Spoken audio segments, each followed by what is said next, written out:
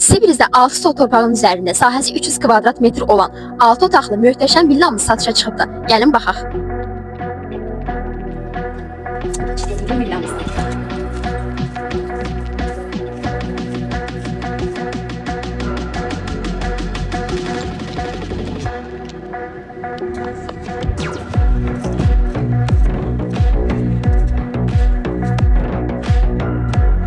İki mərtəbəli villamızın ikinci mərtəbəsindəyik.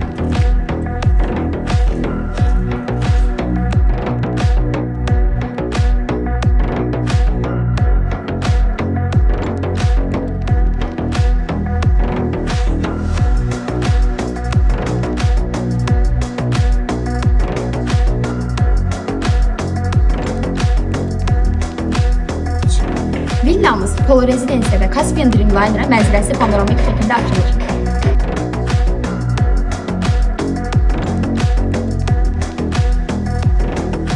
Əziz izləyicilər, videoya baxış keçirmək üçün 050 979 75 33 nömrəsini əlaqə saxlayın və detallı məlumat üçün açıqlama bölməsini oxuyun.